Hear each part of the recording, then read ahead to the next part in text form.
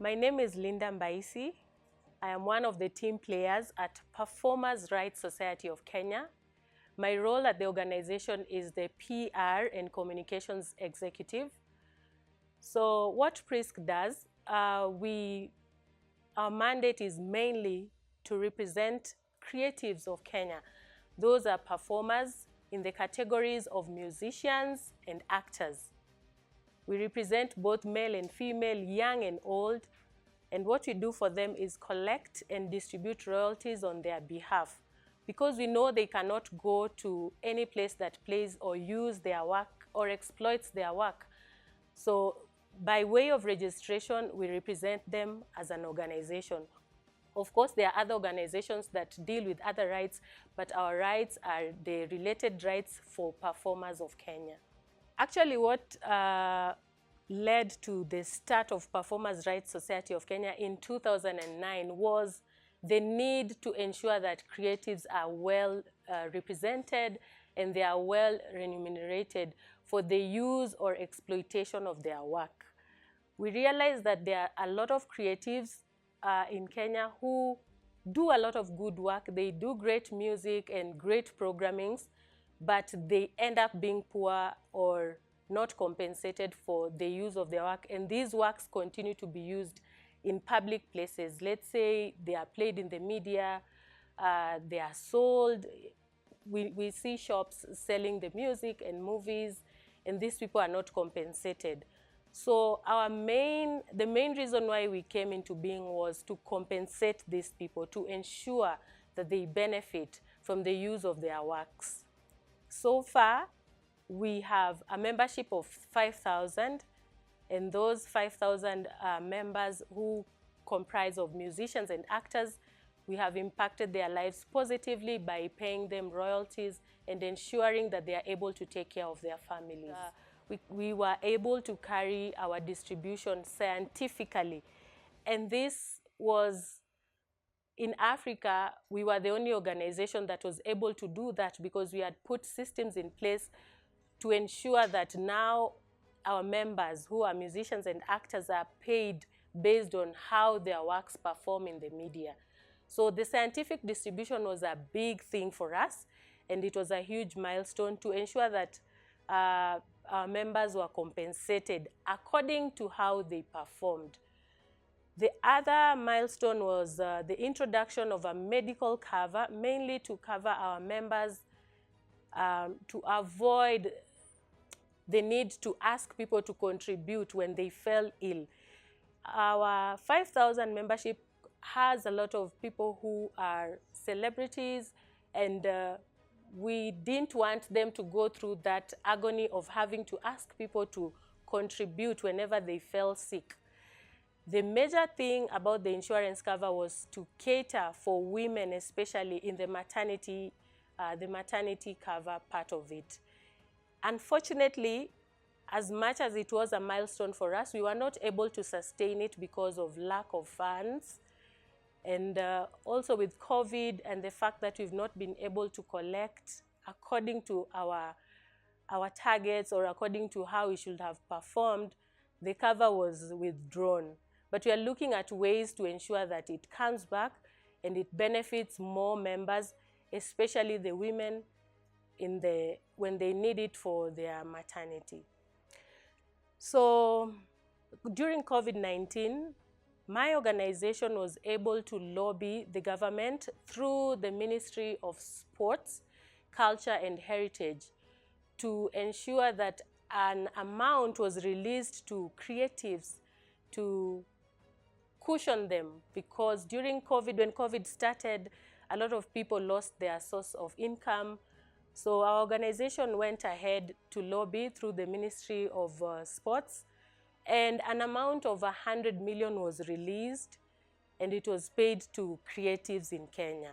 So we are so proud to having been part of the lobbying group to ensure that this money gets to the artists, just to ensure that they are able to sustain themselves. Because us ourselves, we were not able to collect during the pandemic. And even now in 2021, this is the time that we're just catching up and ensuring that we do the most that we can. A lot of areas where we collect our royalties and we license are still closed. The bars and the restaurants, they still don't operate maximally. So during COVID, we thank the Ministry of Sport for ensuring that creatives in Kenya were cushioned during that time. In 5 or 10 years, we just look at increasing the trust the people have in us, first of all. For people to believe in the work that we do, it's very important for us. At the end of the day, if you're working for people who don't trust what you do, then you are doing it in vain. So first, grow trust levels and then increase our membership numbers. We want to encourage more women to join. I know a lot of our membership entails a lot of men, but we have been going out there to encourage women also to join because they know about us, but they have been, I don't know why they've not been registering with us, but the numbers are steadily growing in terms of ensuring that the numbers of women is the same as that of men. And so, yes, we just look at increasing our membership, making sure that we pay out more royalties, and just putting systems in place to ensure that there is transparency, accountability, and trust. I believe, first of all, I am a woman making exceptional change in my community, in the creatives sector, in the creatives economy. I like to encourage my fellow women, even at the organization where I'm at, and just cause impact and make impact. At the end of the day, ensure that, first of all, our membership, we really look forward to seeing more women come on board and being aware of their rights. And that is what I'm doing in my department as a PR and comms executive. I try and reach out to as many women as I can, encourage them to join the organization, maybe take my extra time to teach them how to package themselves as artists, as musicians, as actors, introduce them to opportunities. For instance, you might find there's a very big, there are artists out there who do not know even where the media houses are, where they can take their music so that their music is played. And so I try as much as possible to go out of my way to help them get those opportunities. At the moment, in our budget or in our plans, we have not slotted for that. But for me as Lindah, I am looking at events or organizations that work with women. And the one that I identified is by my friend, and the organization is called Simama na Dada Initiative, where the organization distributes sanitary towels to women and girls who are a little bit disadvantaged and they are not able to get. So usually this will be my second time to join her and the organization in ensuring that we distribute just menstruation products to girls and women who need them most. So that is what I'll be doing. So for 2021, my organization is just looking at recovering from what was lost in 2020.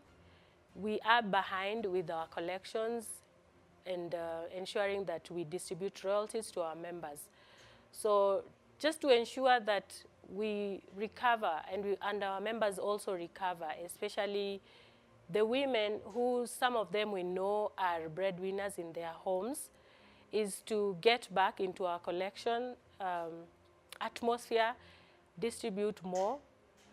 And we also look at, we are open and we look at partnering with some of the organizations that you've already partnered with, like the Kenya Film Commission, the Kenya Film and Classification Board, the Ministry of ICT, which houses our organization, and the Ministry of Sports Culture, and heritage. So we will be looking at more partnerships because in terms of financing some of these projects, it will be a little bit of a challenge. So more of partnerships so that we are able to just bring our members back to their feet.